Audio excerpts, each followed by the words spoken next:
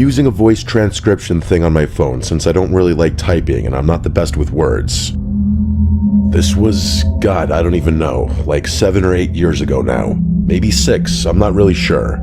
My life's been a bit chaotic since then, so my head's filled with all sorts of memories and whatnot. Anyway, this was New Year's Eve back when I was still dating my ex, Duda. We were on our way back from a party when everything went down. It must have been well after midnight because I remember being extremely tired. Also, I'm sure you don't need me to tell you that driving on New Year's Eve isn't exactly the smartest decision, but we had no choice. The party had been at Duda's friend's place, but we were late additions to the guest list, so there weren't any sleeping arrangements left for us. The drive was actually pretty long, maybe 30 minutes give or take. The roads were pretty much empty, which I remember being grateful for. It had snowed earlier that day, so the streets were icy as hell, and honestly, the last thing I needed was to be dodging traffic on top of everything else. Duda was half asleep in the passenger seat. I had the heat cranked and some random rock playlist going just to keep myself from drifting off. You know how it is. We were maybe 10 minutes from her place when it happened. Okay, so I don't even know how to describe what I saw. One second the road ahead was completely empty, and the next there was just a woman, literally standing in the middle of the street. And she wasn't like crossing or anything. She was just there, facing my car like she'd been waiting for us or something. I remember my brain just not being able to process it fast enough. I was already slamming on the brakes before I even realized what I was looking at, and then I realized she was holding a knife. It was down by her side, this massive kitchen knife, the kind you'd use to like carve a turkey or something. My headlights were hitting her full on, and I could see her face was all twisted up, like she was crying or screaming, or maybe both. It was sickly. I don't think I've ever reacted faster in my life. I yanked the wheel to the right to avoid hitting her, but the second I did, she lunged at the car. I heard the impact before I understood what happened. Despite the chaos of everything unfolding so quickly, I knew exactly what happened. She had swung the knife at my car as I passed. Even though I had avoided her, the swerve combined with the ice was just too much. I felt the tires lose grip, and suddenly we were spinning. Duda had woken up by then and immediately started freaking out. I was gripping the wheel like it would actually do something, but there was nothing I could do. The car was not under my control. We spun a full 180 and were basically facing the other direction by the time the car stopped. After recovering from the shock of almost dying, I looked up through the windshield and felt sick all over again, because we were now facing the direction we'd come from, which meant we were facing the woman. She was maybe 30 feet away, still holding the knife, illuminated by my headlights like something out of a horror movie, and she was limping toward us, like she was trying to move fast, but she was clearly injured. She was also screaming something I couldn't understand, just this guttural, incoherent noise that sounded more like an animal than a person. It was, and probably still is, the most terrifying thing I've ever witnessed with my own 2 eyes. I remember Duda yelling at me to do something, but I was just frozen. I couldn't look away from this woman lurching toward us. Her clothes were dirty and torn, and her hair was all matted and wild. I don't know if she was on drugs or having some kind of mental breakdown or what, but there was nothing behind her eyes. There was nothing there. It honestly looked like she was a dead person walking. She was maybe 15 feet away when my survival instincts finally kicked in. I threw the car in drive and slammed on the gas. The tires spun on the ice for this terrifying second before catching, and we started moving. I thought we were clear, like I thought that was it. But of course, I was wrong. I don't know how she moved that fast. Like 1 second she was in front of the car, and the next she was on it. She threw herself onto the hood, and I felt the whole car shudder from the impact. Duda was screaming, I was cursing, and this woman was clinging to the hood of my car with one hand while stabbing the windshield with the other, just like over and over again. I felt like she was trying to get into my car and kill me. I felt like I was gonna die. I couldn't see or think. I just started swerving the wheel back and forth as hard as I could. The woman was sliding around on the hood, but she wouldn't let go. She was still screaming that horrible wordless scream, and her face was inches from the glass, and I swear to God, her eyes were locked on mine the entire time. On the third or fourth swerve, she finally lost her grip. I watched her roll off the side of the hood and hit the pavement really hard before sliding into the shoulder. The car fishtailed again, but I managed to keep it under control this time. I looked in the rearview mirror and saw her lying there. She wasn't moving. Part of me wanted to stop. I know that sounds insane given what just happened, but I thought maybe I'd killed her. Like maybe she was just some mentally ill person who needed help, and I just killed her. Duda grabbed my arm and told me not to stop. She was shaking and kept saying we needed to go, that it wasn't our problem, that we couldn't get involved. I said we should at least call the police, but she also shut that down immediately. She said the cops would blame us since we've been drinking, and that there was no way they'd believe our story. She said we'd get arrested or something. Looking back, none of that made sense, but Duda had this way of making everything sound urgent yet logical in the moment. She was always like that, very persuasive and borderline manipulative, honestly.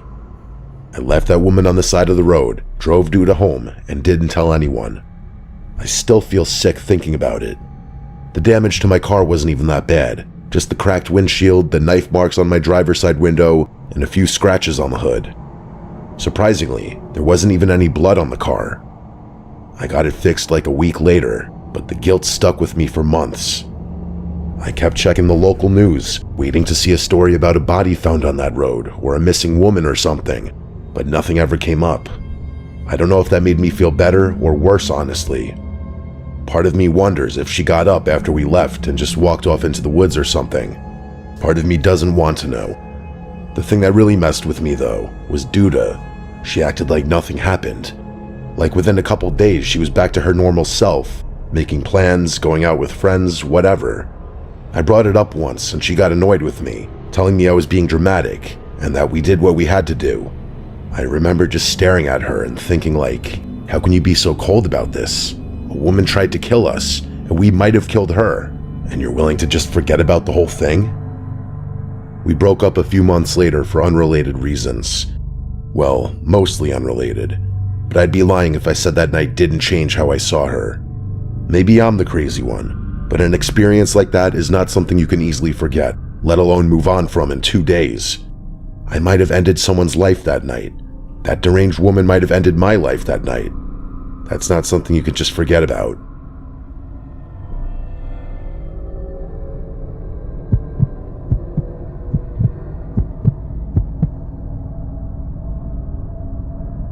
I went to Cal Berkeley for undergrad. It's where I met one of my closest friends, a guy named Garrett. His real name is Guo, but when we first met freshman year, he introduced himself by his quote, American name, and it just stuck. He's originally from Hong Kong, came to the States to study computer science, and is genuinely one of the smartest people I've ever known. After grad, we went our separate ways geographically. I moved to New York for work, and he went back to Hong Kong for the same reason. We're both in our late 20s now, both doing pretty well career-wise, both single. We try to see each other at least once or twice a year, whether that's him flying out to visit me or me taking a trip to Asia. I know it's pretty fortunate to be able to travel so frequently, so I never take that for granted. This incident happened last New Year's Eve, and I still think about it constantly. I've told a few people, but no one really knows what to make of it. Nor do I. Oh, by the way, Hong Kong is 13 hours ahead of New York. That means when it's midnight in Hong Kong, it's only 11 a.m. on December 31st in New York City. Garrett celebrates both the regular New Year and the Chinese New Year, so he was out partying that night, same as me, just half a day earlier. I spent New Year's Eve with my two closest friends in the city, Rylan and Ari. We started at Rylan's apartment for drinks, then made our way to this rooftop party in Williamsburg that one of Aris's coworkers had invited us to. It was honestly pretty fun and decently upscale, at least for Brooklyn. Around 11:30 or so, I started talking to this girl. She was standing near the bar by herself, and I honestly just walked up and introduced myself. We hit it off immediately. She had this energy about her that I can't really describe. Super easy to talk to, funny, engaging. We talked for maybe 5 minutes before she pulled me onto the dance floor. Her name was Maitreyi. I remember asking her to repeat it because I'd never heard it before. She laughed and told me everyone just calls her Maitri because that's basically how you pronounce it. I thought that was kind of charming. She pulled out a pen and spelled it for me on my hand just in case I, quote, forgot. Things escalated quickly from there. We danced, talked some more, and kissed at midnight. By around 12:30, she asked if I wanted to get out of there, so we grabbed an Uber back to my place in the East Village. I'll skip the next few details, but I will say it was a great night. We stayed up talking for a while afterward, and I learned a decent amount about her. Here's everything I remember. She was originally from San Diego. She was an artist, more specifically a painter, and she mentioned she used to do graffiti and murals before transitioning to more traditional stuff. Her middle name was Mia, which was also the name of one of her cats. The other cat was named Cosmo. Her birthday was April 28th. Her best friend growing up was from some tiny town in Germany called Hillesheim. Her dad was a patent lawyer. These are random details, I know, but they become important later, trust me. At some point, she mentioned her clothes smelled like the bar, so I threw them in the wash for her. She borrowed one of my t-shirts to sleep in. We fell asleep not long after that. I can't remember really what time it was. When I woke up the next morning, she was gone. At first, I didn't think much of it. People leave after hookups, it happens. I figured she slipped out early to avoid any awkwardness, which was fine. But then I started noticing things that didn't add up. The first thing was my apartment door. I have a standard lock that you can only lock from the outside with a key, meaning it doesn't auto-lock. When I got up to use the bathroom, I noticed the lock was still engaged, which meant either she had somehow locked it from the outside without a key, or she'd never left at all. But both of those were impossible scenarios. I checked the rest of the apartment. My place isn't big. 1 bedroom, 1 bathroom, a living room, a small kitchen. There's no second exit. The windows also don't open more than a few inches. I even searched my closet like an idiot, as if she might be hiding in there, but she wasn't. The impossibility of the situation made me start questioning my sanity. I started wondering whether my drunken state had caused me to imagine the whole encounter entirely. I kept pacing around my apartment frantically, as if she would just appear out of some corner and reset everything back to normal. Her clothes were also gone from the dryer, which added to the mystery, and the shirt I lent her was nowhere in sight, proving that she had slept over. But she was nowhere. I stood there for a while trying to figure out what the hell had happened, but no explanation I could come up with made sense. To make matters worse, I soon realized that I never got her number, or any form of contact at all for that matter. For the rest of the day, I tried to piece together everything I could remember about her. The details I listed earlier, that's pretty much everything. I kept repeating them in my head because I knew I'd forget eventually. Later that afternoon, I randomly felt compelled to call Garrett. I don't know why exactly. It was just a super bizarre impulse that just kind of came out of nowhere. It wasn't like I had anything specific to tell him. I just had this weird urge to ring him. We caught up for a bit, talked about work, talked about our respective New Year's celebrations, the usual stuff. He seemed a little off though. Eventually I asked him what was wrong. He sighed and told me he met a girl the night before. They'd hit it off, gone back to his place, and she left the next morning without saying goodbye. No number or contact or anything, and he was bummed about it. I laughed and told him the exact same thing happened to me. Like, the exact same thing. But here's where things get really freaky. He told me her name was Maitreyi, like my tree. I felt this weird chill run through me. I asked him to describe her, and he started listing details. Everything matched up almost perfectly.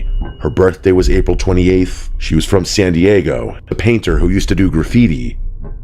I cut him off before he could finish, and asked if she had a cat named Mia. That's when he went a little silent before saying yes. You could imagine what happened next. The two of us spent like 15 minutes just listing as many things as we could remember about her, and all of it lined up.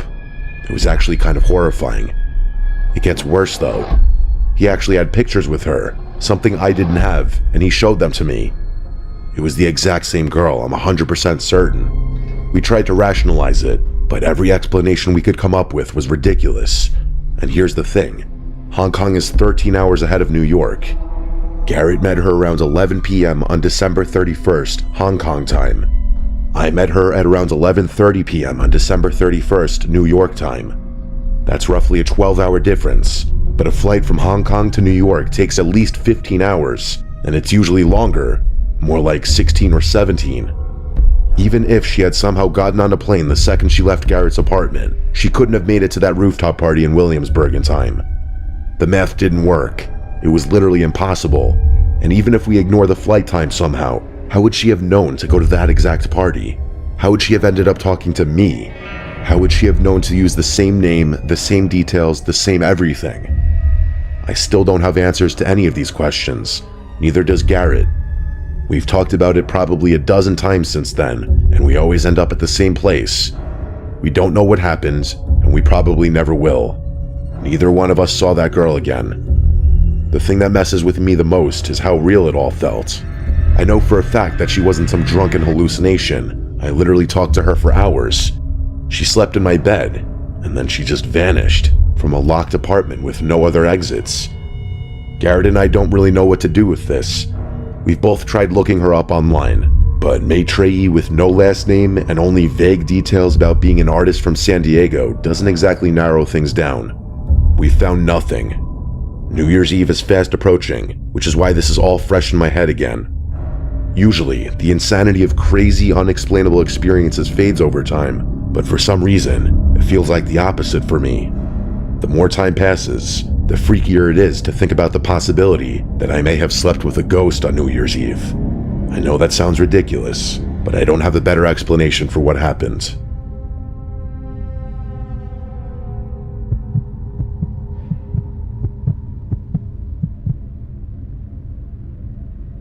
This story is one of my dad's. Before he had kids, my dad and my mom used to travel a lot. He had made some smart business moves in his mid-20s, so he had money to spend and the free time to spend it. They were both big skiers, but the only good skiing that was accessible to New York City was in Vermont. So over the years, they actually purchased a few lodges up there. The first one was in Ludlow. They bought it from some guy named Mr. Black who lived on West End Avenue in the city. It was this old black shuttered place that my dad always referred to as the Black House, partly because of the shutters and partly because of the previous owner's last name. They'd sell quarter shares to friends and cycle things out every few months to help cover the costs. They kept the place for a few years before eventually switching to a second property.